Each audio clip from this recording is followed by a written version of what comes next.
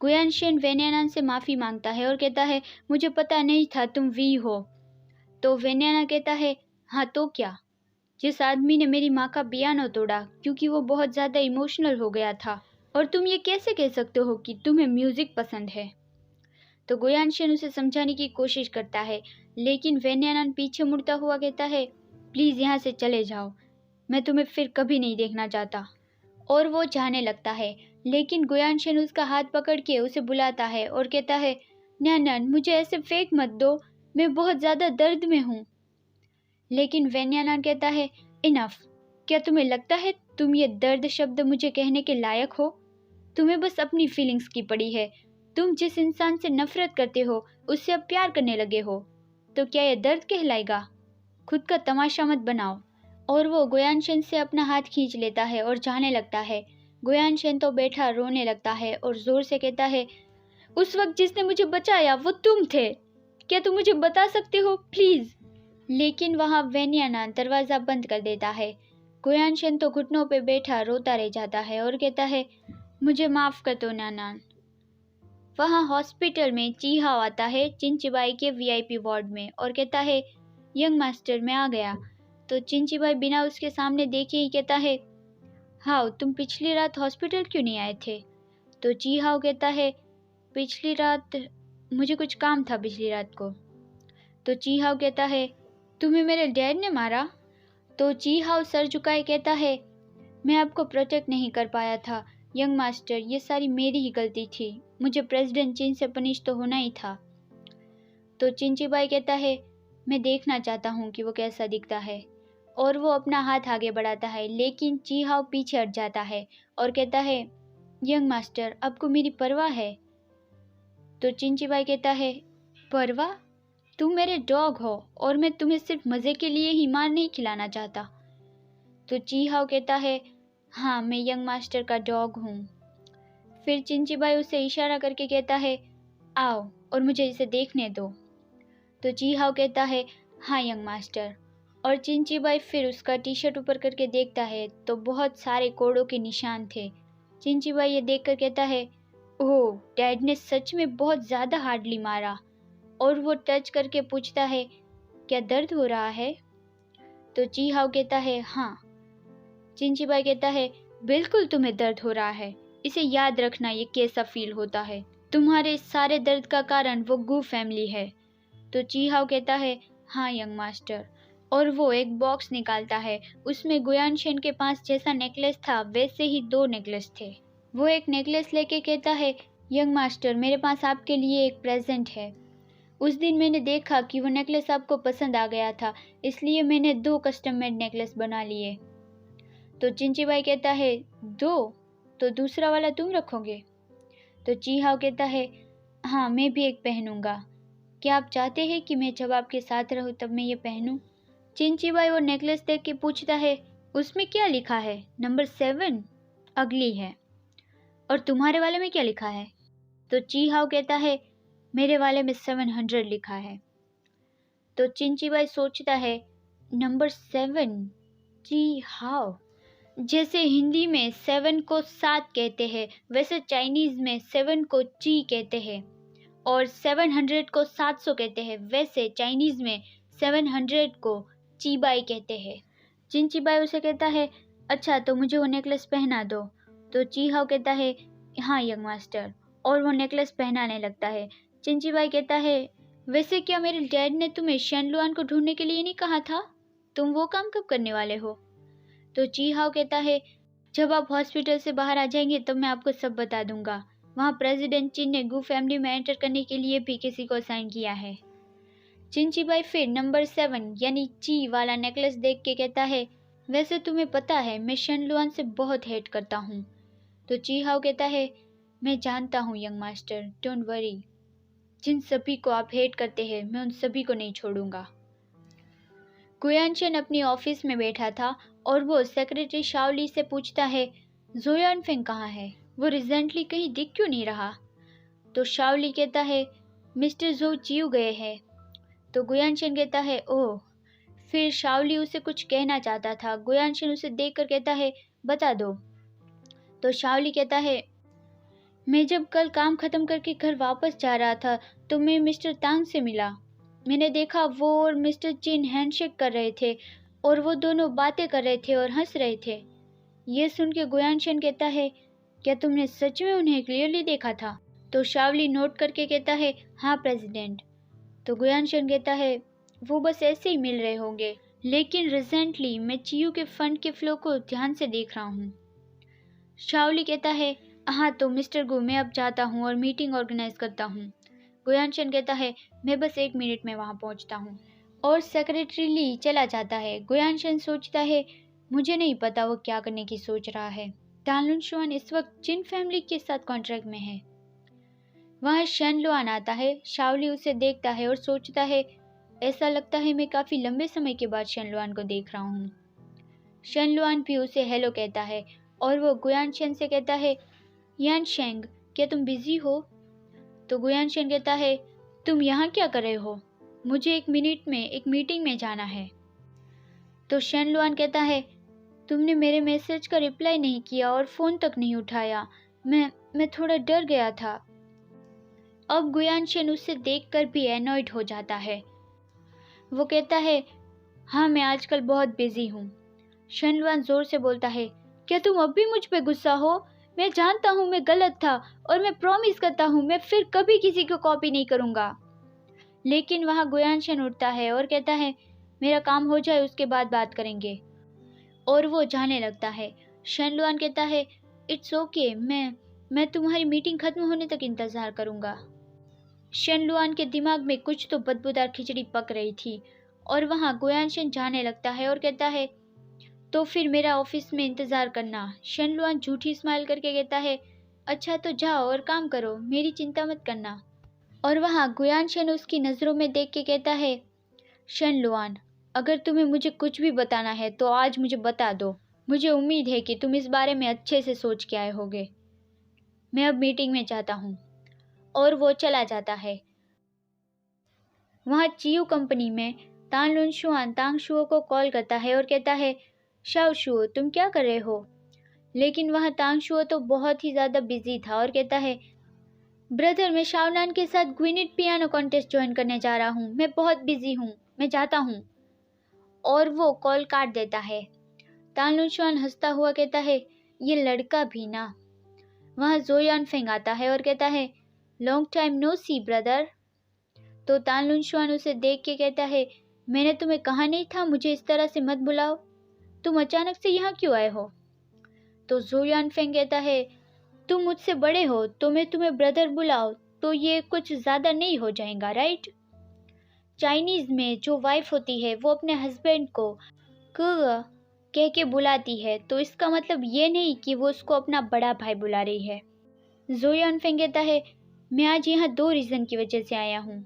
एक तो पार्टनरशिप और दूसरा रीज़न है। और वो एक वॉच निकाल के दिखाता है और कहता है, अगले महीने तुम्हारा बर्थडे है लेकिन मैं बिजनेस ट्रिप पे जा रहा हूँ तो मुझे डर है कि उस वक्त मैं तुम्हें प्रेजेंट नहीं दे पाऊँगा, तो मैंने इसे एडवांस में ही प्रिपेयर कर लिया। तानलुन शुआन वो वॉच देख कर कहता है, ये वॉच तुम्हें कैसे पता कि यही वॉच मुझे पसंद है? तो जोयान फेंग कहता है, मैं मेरा दिमाग चला के वो पता लगा सकता हूँ। लेकिन तानलुन शुआन कहता है, मैं इतना ज़्यादा महंगा गिफ्ट नहीं ले सकता। लेकिन जोयान फेंग वो घड़ी बॉक्स से निकालता है और तानलुन शुआन का हाथ पकड़ के उसे पहनाने लगता है। तो तानलुन शुआन कहता है, ये तुम क्या कर रहे हो? तो जोयान फेंग कहता है, हिलो मत, नहीं तो ये बकल नहीं होगा। और वो उसके हाथ में घड़ी पहना देता है। तानलुन शुआन तो बहुत ब्लश हो गया था। वो दूसरी ओर देख के कहता है, जोयान फेंग, मुझे हर बार तुम्हें रास्कल कहने पे मजबूर मत करो। तो जोयान फेंग कहता है, मुझे लगता है मैं एक रास्कल जैसा ही हूँ और मैं एक सचमुच का रास्कल हूँ, तो अगर तुम चाहते हो तो मैं उससे भी बड़ा रास्कल बनने के लिए भी तैयार हूँ। ये सुन के तानलुन शुआन बहुत ज़्यादा ब्लश हो जाता है और ज़ोर से जोयान फेंग का नाम लेता है और कहता है, काम के बारे में बात करनी है तो करो, नहीं तो जाओ, मुझे यहाँ बहुत काम है। वहाँ उसकी सेक्रेटरी भागती हुई आती है और कहती है, मिस्टर तांग, कू ग्रुप के मिस्टर जो ने कहा कि वो आपसे मिलना चाहते हैं, लेकिन जैसे ही मेरी नज़र हटी वो गायब हो गए। लेकिन वो अंदर जोयान फेंग को बैठा देखती है और कहती है, ओह, आई एम सॉरी, मुझे नहीं पता था आप ऑलरेडी यहाँ हो, तो मैं मेरा काम करने वापस जाती हूँ। तान लुनशुआन जोयान फेंग पे गुस्सा करता है कि वो छुपके से अंदर आ गया, लेकिन जोयान फेंग कहता है तुम इसके लिए मुझे दोष नहीं दे सकते। तुम्हारी सिक्योरिटी को ब्लेम करो कि वो ठीक से काम नहीं कर रही। तुम्हें ये पता भी नहीं था कि मैं आ रहा हूँ। तुम्हें अपने सिक्योरिटी डिपार्टमेंट को अपग्रेड करने पे ध्यान देना चाहिए। तो तान लुनशुआन को भी ये बात ठीक लगी, लेकिन वो कहता है क्या अब हम काम की बात कर सकते हैं। तो जोयान फेंग कहता है मैं खर्चों का स्टेटमेंट और प्रोजेक्ट के प्लान्स की डिटेल्स देखना चाहता हूँ। मैडम ल्यू ने मुझे कॉल करके बताया कि अगले कुछ दिनों में उसे वो सारी डिटेल्स की रिपोर्ट करूँ। यह सुन के तान लुनशुआन थोड़ा चौंक गया और कहता है क्या प्लान्स के बारे में डिटेल्स चाहिए। तो जोयान फेंग कहता है आखिर बात क्या है। तो तान लुनशुआन कहता है वो डेटा चोरी हो गया। ये सुन के जोयान फेंग को झटका लगा कि क्या चोरी हो गया। तो तान लुनशुआन नीचे देखे हुए कहता है उस दिन जिस लॉकर में इम्पोर्टेंट इन्फॉर्मेशन रखते थे वो टूटा हुआ था और उसमें ही मिस्टर गू के प्रोजेक्ट की डेटा इन्फॉर्मेशन थी। जोयान फेंग पूछता है बैकअप डेटा कहाँ है। तो तान लुनशुआन कहता है वो कंप्यूटर से चला गया। तो जोयान फेंग जो सब हुआ उसका विचार करता है और कहता है अच्छा, तो वो सारी इन्फॉर्मेशन दोबारा से प्रिपेयर कर लेना, मैं अभी जाता हूँ, अभी वो सेंड करने की ज़रूरत नहीं। और वो जाने लगता है। तान लुनशुआन उसे बुला के उसे रोकने की कोशिश करता है, लेकिन फिर वो उसे नहीं रोकता और जाने देता है। उसे उसके डैड का कॉल आता है। वो फ़ोन उठा के कहता है डैड क्या हुआ। तो उसके डैड कहते हैं घर आ जाओ, तुम्हारा भाई घर आ गया है, तो पूरा परिवार मिलके साथ में डिनर करेंगे। तो तान लुनशुआन कहता है लेकिन मैं अभी काम पे हूँ। तो उसके डैड कहते हैं ऑल राइट, तो तुम पहले अपना काम ख़त्म कर लो, मैं खाना बनाऊंगा और फिर हम तुम्हारा इंतज़ार करेंगे।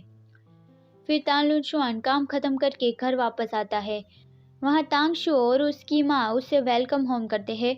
तान लुनशुआन तांगशुओ से कहता है अच्छा, तो ये स्टार कौन है और आज ये स्टार हमारे घर में क्यों है।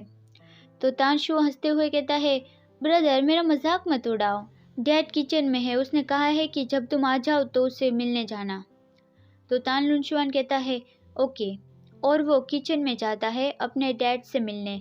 उसके डैड खाना बना रहे थे और उसे कहते हैं मुझे अनियन दो। तो तान लुनशुआन उसे वो ला के देता है और कहता है डैड आपने मुझे मिस्टर चिन से मिलने को क्यों कहा था। तो उसके डैड कहते हैं कोई खास कारण नहीं, मैं बस चाहता हूँ तुम खुद से ही अपना रास्ता साफ करो। यह सुन के तान लुनशुआन जोर से कहता है डैड आप जानते हैं कि मिस्टर चिन और मिस्टर गु एक दूसरे के दुश्मन हैं और हमें गु ग्रुप से इन्वेस्टमेंट मिला है, हमें इतना बड़ा हाथ नहीं मारना चाहिए। तो उसके डैड कहते हैं वो बस सिर्फ एक मीटिंग थी और एक दूसरे से जान पहचान बढ़ानी थी, तुम जितना सोचते हो ये इतना बुरा नहीं है। लेकिन तान लुनशुआन परेशान होता हुआ सर पकड़ के कहता है क्या आपको पता है जो इन्फॉर्मेशन लॉकर में लॉक थी वो चोरी हो गई और यहाँ तक कि कंप्यूटर से भी सारा बैकअप इरेज हो गया। गू ग्रुप से आज मिस्टर जो आए थे और मुझसे वो सारा मटेरियल्स मांगा, लेकिन मैं उसे कुछ नहीं दे पाया। अगर उन्हें पता चल गया कि हम मिस्टर चिन के साथ कॉन्ट्रैक्ट में हैं तो वो लोग क्या सोचेंगे। ये सुन के उसके पापा चौंक गए और कहते हैं क्या वो तुमने खो दी। लेकिन वहाँ तांगशु आता है और कहता है डैड ब्रदर आप किस बारे में बात कर रहे हो, आप बहुत ज़ोर ज़ोर से बातें कर रहे हो। तो तान लुनशुआन उसकी ओर देख के कहता है नहीं, मैं बस डैड को ये बता रहा था कि थोड़ा नमक कम कर दीजिए, लेकिन वो सुन ही नहीं रहे हैं। तो तानशुआ कहता है डैड आपको भैया की सुननी चाहिए, आप अभी बहुत ज़्यादा नमक वाला खाना खाते हो तो आपका ब्लड प्रेशर बहुत ज़्यादा बढ़ गया है, अब आपकी उम्र हो गई है तो आपको अच्छे से अपनी केयर करनी होगी। तो उसके डैड उसे कहते हैं हाँ हाँ मैं ज़रूर सुनूंगा उसकी। तान लुनशुआन कहता है जाओ और मॉम के साथ टीवी देखो, डैड और मुझे यहाँ कुछ काम है। और तांगशुओ जाने लगता है और वहाँ किचन में वो दोनों आवाज़ धीमी करके बातें करने लगते हैं। उसके डैड कहते हैं और ऊपर से शुओ और वेन्यानन साथ हो जाए ये मैं अग्री नहीं करूँगा, तुम बड़े भाई हो तो तुम्हें कुछ तो करना ही चाहिए। तो तान लुनशुआन भी धीमी आवाज़ में कहता है डैड पहले तो आप उन दोनों के खिलाफ नहीं थे, तो आप अभी क्यों ऐसा कर रहे हो। तो उसके डैड कहते हैं वो पहले था लेकिन अब ये अलग है। एनीवे मैंने ये कह दिया है तो तुम्हें पता है तुम्हें क्या करना है।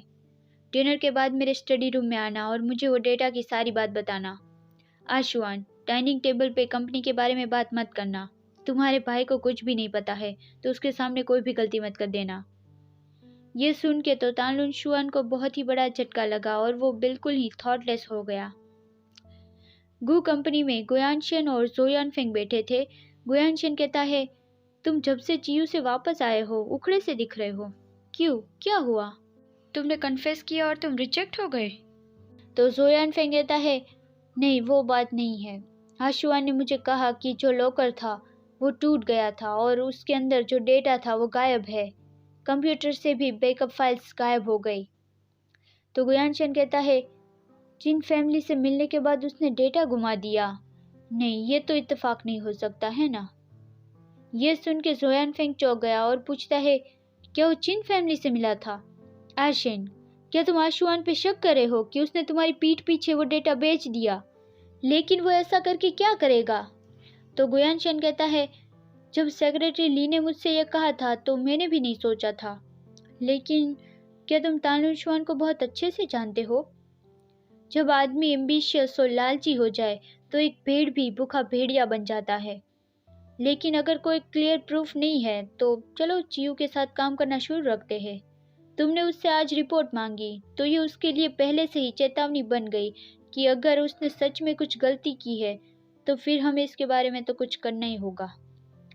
तो जोयानफेंग कहता है, आशेंग, मुझे लगता है तानशु और नैनान के साथ वाले कॉन्सर्ट की वजह से तुम सच में चियू का टारगेट बना रहे हो। तो गुयानशन कहता है, काम तो आखिर काम होता है और ऊपर से मैं नहीं चाहता कि नैनान को मेरे बारे में जो गलतफहमी है वो और भी गहरी बनती जाए।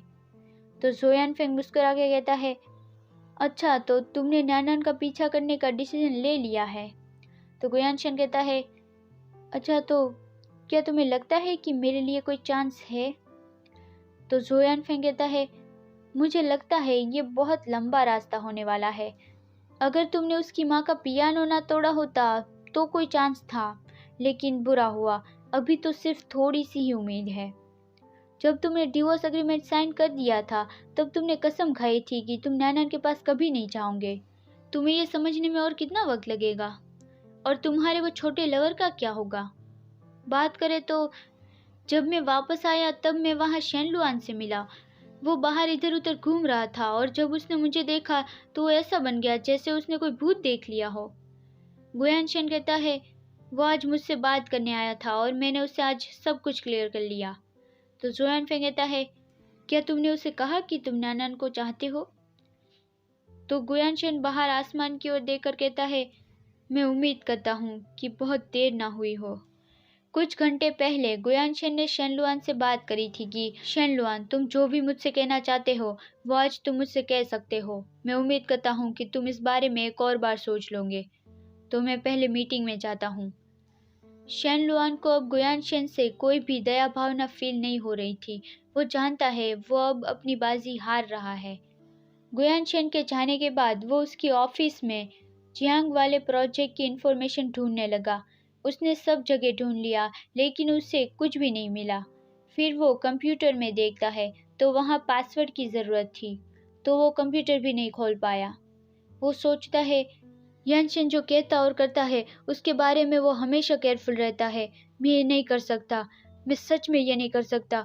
अगर उसे धोखा देते मैं पकड़ा गया तो वो मुझे नहीं छोड़ेगा। लेकिन अगर मैंने वो इन्फॉर्मेशन नहीं निकाली तो मिस्टर चिन भी मुझे नहीं छोड़ेगा। उसे याद आता है जी हाउ ने उससे धमकाया था कि अगर तुमने मिस्टर चिन को वो इन्फॉर्मेशन लाके नहीं दी तो तुमने जो वेन्याना के साथ किया था वो सब कहानी फैल जाएंगी। तो शेनलुआन कहता है, तुम्हें ये कैसे पता? तो जी हाउ कहता है, क्या तुम सुनची को भूल गए? उसे वो सब याद है कि तुमने ही वेन्याना को उसका चारा बनाया था, तो इसलिए शेनलुआन इन्फॉर्मेशन चोरी करने आया था। ओह माय, वहाँ वो उसका अंकल चियू वाले प्रोजेक्ट के पीछे पड़ा है और यहाँ ये चिनचिबाई जियांग वाले प्रोजेक्ट के पीछे पड़ा है। शेनलुआन को कुछ नहीं मिलता तो वो परेशान हो जाता है और सोचता है, तुम सब लोग मुझे छोड़ क्यों नहीं देते? मैं इतना तो दुखी हो चुका हूँ। मुझे अब और फोर्स मत करो। मैं बस एक बेहतर जिंदगी जीना चाहता था। मैंने आखिर क्या गलत किया है? तुम सब लोगों का पीछा छुड़वाने के लिए अब क्या मुझे मरना होगा? शेनलुआ ने बहुत ढूंढा लेकिन उसे कुछ नहीं मिला, तो वो फिर से सब चीज़ें जैसे थी वैसे कर दी और गुयानशन का इंतज़ार करने लगा। 30 मिनट बाद गुयानशन वापस आता है और कहता है, क्या तुम गए नहीं? अच्छा, तो तुमने सोच लिया कि तुम्हें मुझे क्या बताना है?